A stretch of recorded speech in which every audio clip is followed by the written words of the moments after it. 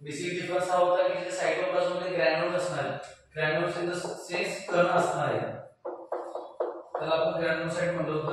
3 प्रकारचे ग्रॅन्युलोसाइट आहेत आणि 3 प्रकारचे सायटोप्लाझम क्लिअर आहे, त्याला आपण अग्रॅन्युलोसाइट असं म्हणतो होतो. ग्रॅन्युलोसाइट मध्ये 3 प्रकार आपण त्याला पार्ट केले आहेत, neutrophil, eosinophil, basophil, lymphocyte, monocyte हे आपण पार्ट केलेले आहे. त्याचे तुम्हाला फंक्शन पण सांगितलं काय काय ते फंक्शन काय लक्षात ठेवायचं. न्यूट्रोफिलचं काम आहे फॅगोसाइटोसिस, इथे लिहिले फॅगोसाइटोसिस फर्स्ट आणि फॅगोसाइटोसिस सेकंड असं लिहिलंय. तर फॅगोसाइटोसिस म्हणजे फॅगो म्हणजे पॅथोजन, बॅक्टेरिया, व्हायरस, त्याला सायटोस करायचं म्हणजे मारून टाकायचं, हे पहिल्यांदा जाते. कोण? न्यूट्रोफिल. कोण कोण मध्ये बॉडीमध्ये पहिल्यांदा कोण येणार आहे? न्यूट्रोफिल. न्यूट्रोफिलला दोघं झाले, जाणार कोण? मोनोसाइट. त्याला बोललो परवा दिवशी, हे पोरगा आहे, वडील, आजोबा, हे काय करणार आहे? अँटीबॉडीज तयार करणार, त्याला मारणार आहे. म्हणजे तिघांचं काम मारणार आहे, पण मारत असताना हे दोघं जण डायरेक्ट मारून टाकणार आहेत आणि हा वेगळ्या प्रकारे करणार आहे. त्यात अँटीबॉडी फॉर्मेशन होतं. डायरेक्ट जायचं नाही, त्याला चाकू घेऊन जायचं गोष्ट. समजलं मी काय म्हणालोय? ते होतं लिम्फोसाइट. तर आपण दोन बघितलं, इओसिनोफिल. इओसिनोफिल हे ॲलर्जी कंडिशन मध्ये वाढते सांगितलं, आणि बेसोफिलचे 3 काम आहेत, हिस्टामाइन, हिपॅरिन आणि सेरोटोनिन. हिस्टामाइनचं काम काय? हिपॅरिनचं काम काय? अँटीकोॲग्युलंट. अँटीकोॲग्युलंट म्हणजे काय? रक्त पातळ म्हणून काम करायचं. हिस्टामाइनचं काम काय? व्हॅसो डायलेटर आहे. आणि सेरोटोनिन व्हॅसो कॉन्स्ट्रिक्टर आहे. व्हॅसो म्हणजे व्हेसल, कॉन्स्ट्रिक्टर म्हणजे दाबणे, डायरेक्ट म्हणजे मोठं होणे. त्याचे काम वेगळे वेगळे. तुम्हाला काय बोललो होतो, आम्ही सांगितलं आपण तुम्हाला. पहिला स्टेक वगैरे हे जे ग्रॅन्युल्स आहेत, जे कण आहेत, हे कण कशाने बनतात हा पहिला प्रश्न आहे. पहिला कशा आहेत ते बघूया. पहिल्यामध्ये एकदम फाईन फाईन फाईन बारीक बारीक बारीक आहे. दुसऱ्यामध्ये कमी, बेसोफिल कसे असतात? मोठे असतात, कमी असतात, लहान असतात पण लहान असतात. आणि इओसिनोफिल कसे असतात? इओसिनोफिल तुम्ही जर विसरलं काय करायला सांगितलं असेल ते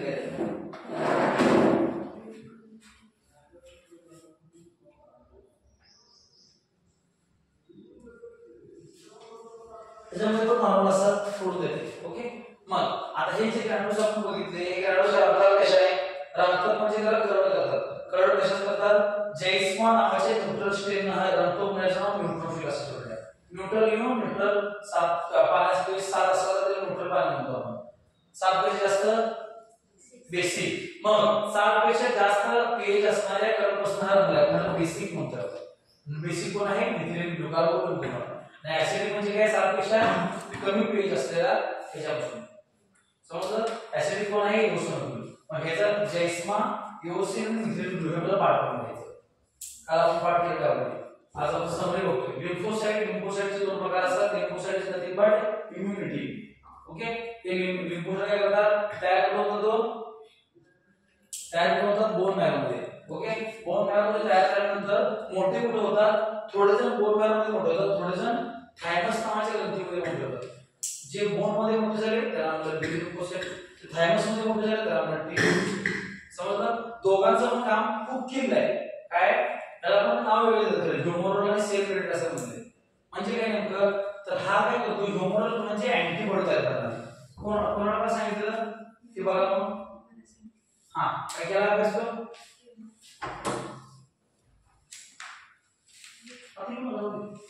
तर एवढंच लक्षात ठेवा. सेल, आता फॉर एक्झाम्पल आपले सध्या पाकिस्तान युद्ध चालू आहे, माहिती आहे.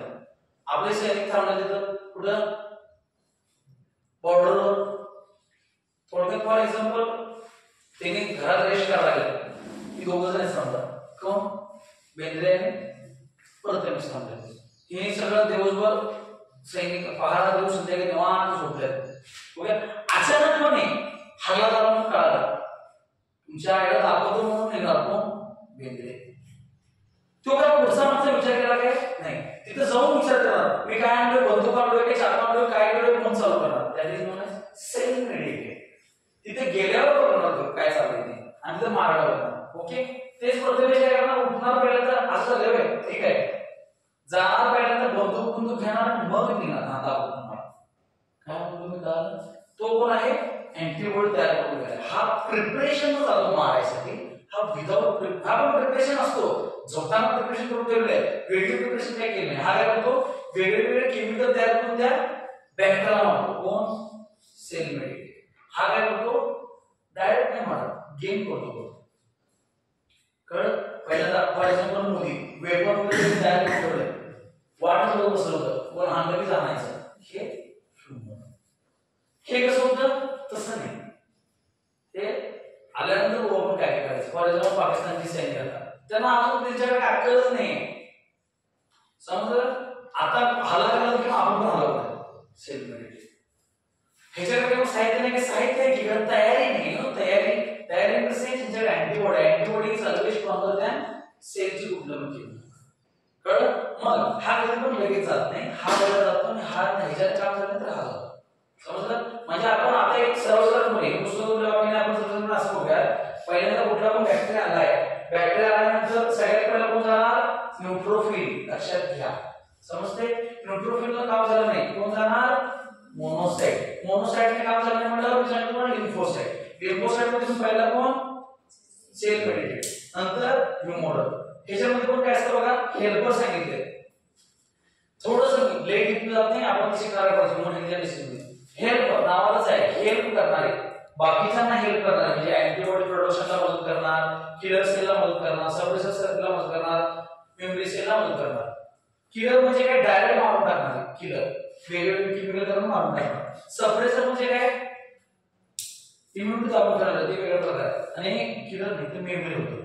मेमरी म्हणजे लक्षात ठेवणार, हा असं आहे काय, दाखवतो.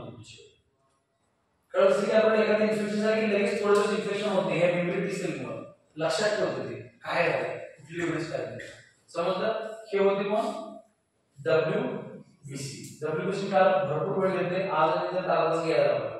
सगळ्यांना समजले. इने डाऊट काय झालं,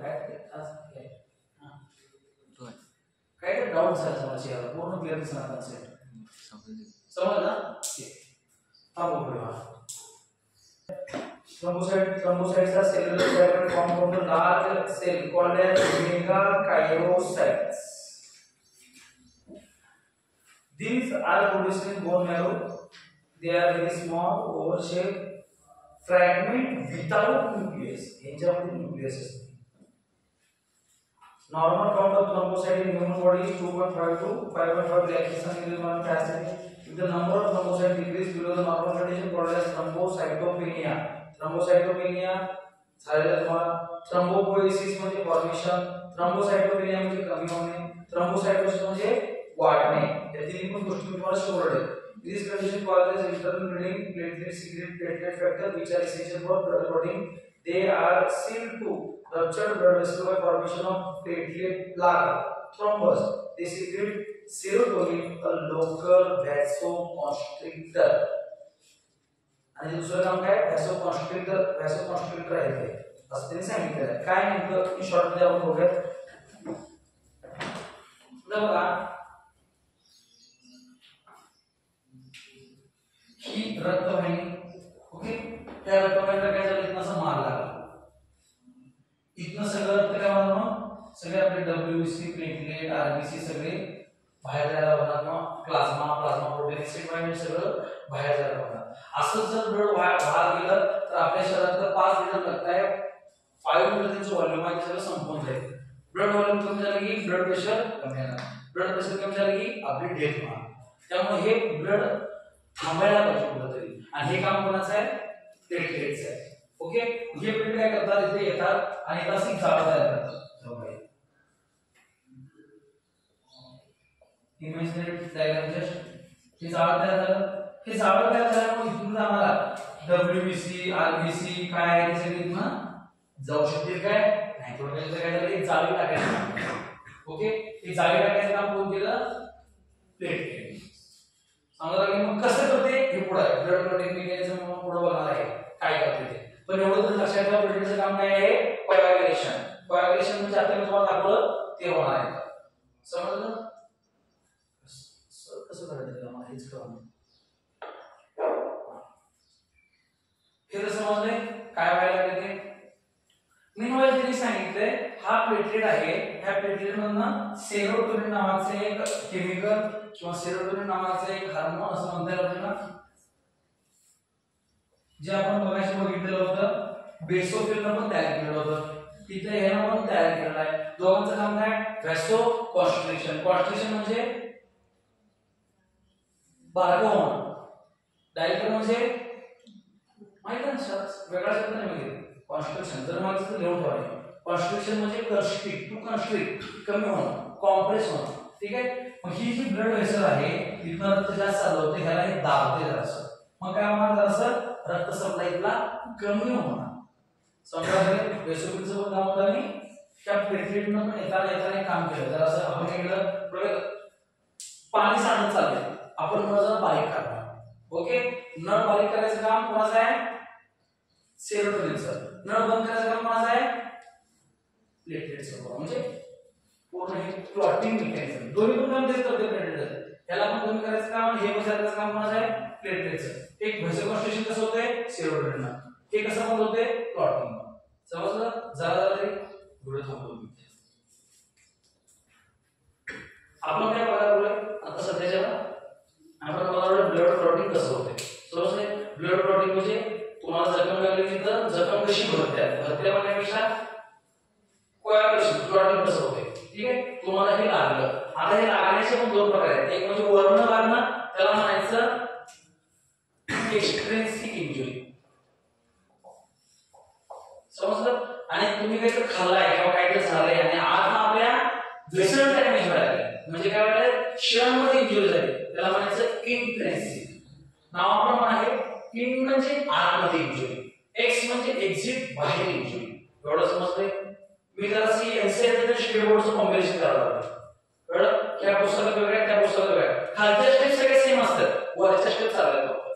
तुम्ही लक्षात ठेवा पहिल्यांदा इंजुरी. समजते, इंजुरी कशी असणार, बाहेर नसणार किंवा आत नसणार. फॉर एक्झाम्पल आपण म्हणतो की रक्तस्राव झाला आत, डोक्याच्या आत, मेंदूच्या आत, है ना.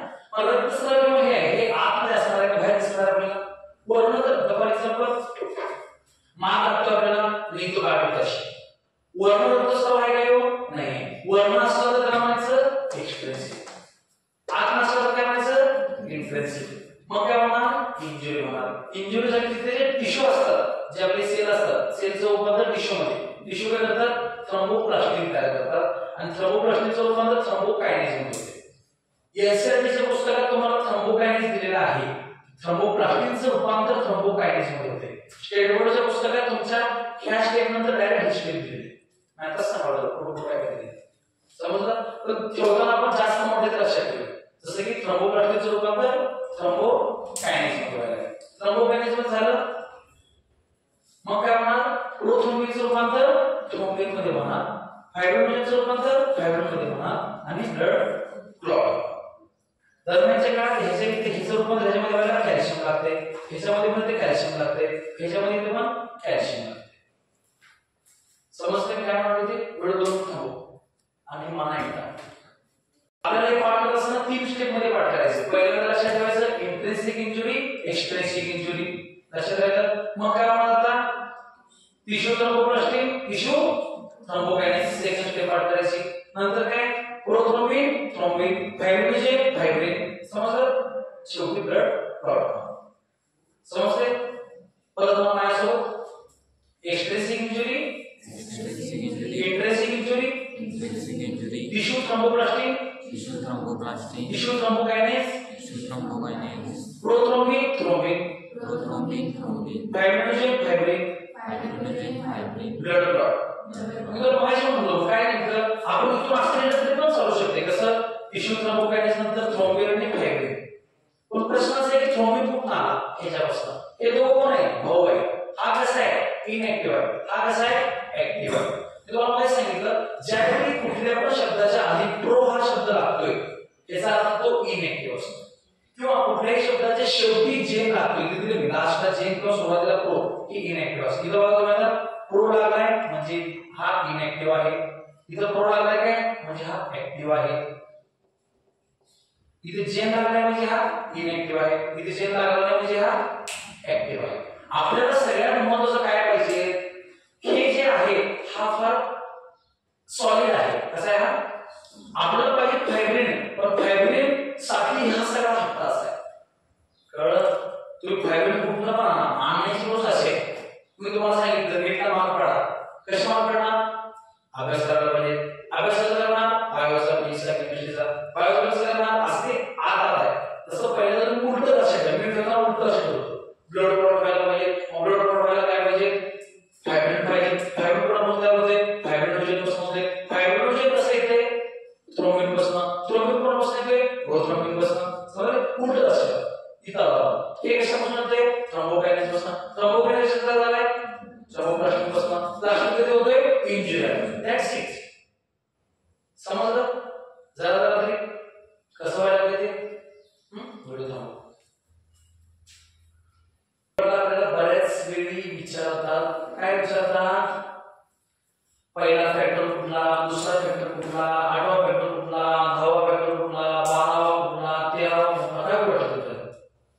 मग हे पहिला फॅक्टर मला माहिती. फायब्रिनोजेन, प्रोथ्रोम्बिन, थ्रोम्बोप्लास्टिन, कॅल्शियम, लेवाइल फॅक्टर, स्टेबल फॅक्टर. असं हे इतकंच का तुम्ही लिहिला नाही हो? हा आता वापरला जात नाही. काय केलं जात नाही म्हणून ह्याला लिहितच नाही. समजलं? 6वा लक्षात ठेवायचं. 7वा stable, anti haemophilic A factor, Christmas factor, Stuart power factor, plasma thromboplastin आहे.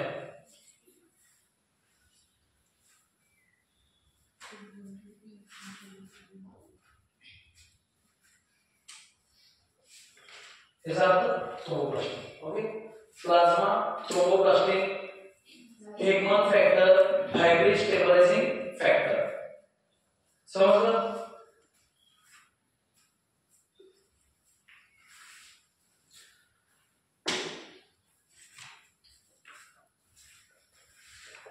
फायब्रिनोजेन, पीटॉर पार्टिकल, प्रोथ्रोम्बिन, टुनाइट, कॅल्शियम, लेवाइल factor.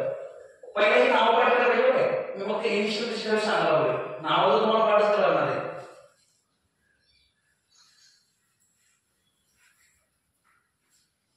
Call senior, please have a fun. Okay? म्हणजे ही ट्रिक काय सांगतं?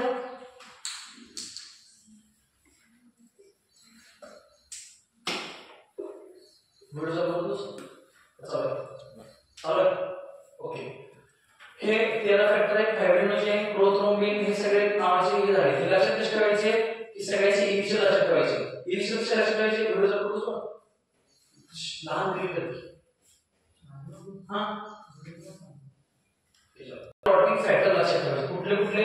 फायब्रिनोजेन, प्रोथ्रोम्बिन, थ्रोम्बोप्लास्टिन, कॅल्शियम, लेवाइल factor, stable factor, anti haemophilic, Christmas, Stuart power, plasma factor, Hageman factor आणि fibrin stabilising factor.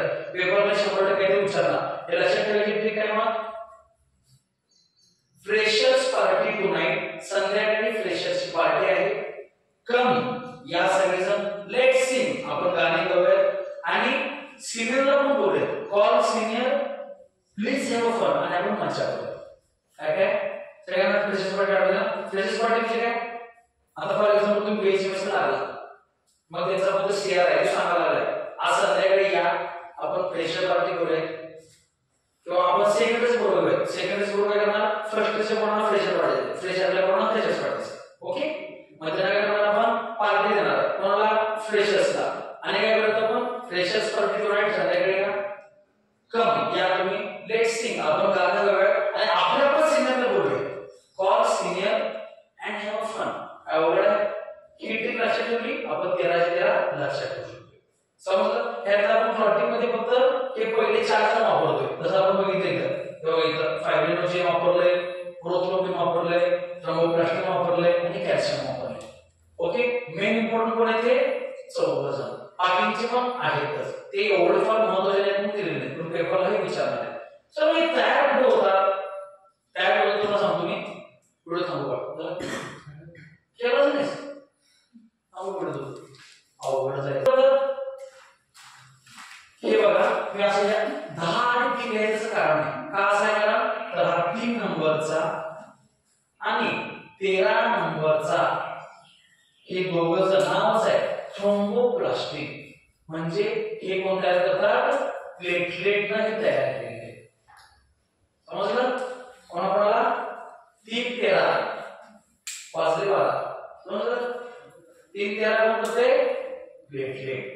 Calcium काय? हा आयर्नच आहे. त्यामुळे ह्याचा पण काही संबंध नाही. आपण हे कशात येणार आहे? आपल्या जेवणात येणार आहे. कोण? कॅल्शियम. समजलं? आणि बाकीचे मग बाकीचे लक्षात ठेवावं. प्रत्येक जण वेगळं काय असते पेपरला विचारतात. बाकीचे कुठे जातात? समजलं का? ठेवा. बाकीचे सगळे जे आहेत 1 number 2 number 5 number 7 number 8 number 9 number 10 number 11 number 12 number सगळे आपलं कोण तयार करतंय? काल पण सांगतो लिव्हर इज इम्पॉर्टंट. आता परत आले कळाले? कोण जे काम करत नाही कोण करतंय? How sacrificing it is. मी तुम्हाला प्रत्येक सांगतोय लिव्हर काय म्हणतो? लिव्हर काय लिव्हर शिकवतो आपण?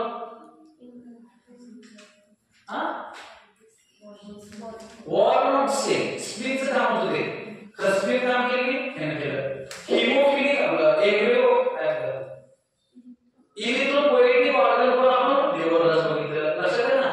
त्यानंतर आपण व्हिटॅमिन B12 त्यालाच बघितलं. लक्षात आहे काय? त्याच्यामध्ये फायब्रोनेजन पण होतं. कुठेतरी तिथं पण लिव्हरच येते. व्हिटॅमिन B12 लिव्हरच येते. समजा एवढं टाइम लिव्हर इज देअर. कुठं पण काय पण करू दे आपलं असते कसं सोल्युशन इज नसते की बाबा काय पण प्रश्न आहेत त्याच्या माणसाकडे गेले की त्याचे प्रश्न सुटतात. तसा हा लिव्हर असा आहे आपल्या शरीराचे प्रश्न सगळे तर सुटतात. कोण पण जायचं नाही का मदत मागायची मदत त्याला द्यायची आहे. समजलं? थांबूया आपण. समजलं काय? थोडा ठीक आहे. काय करायचं शिकायचं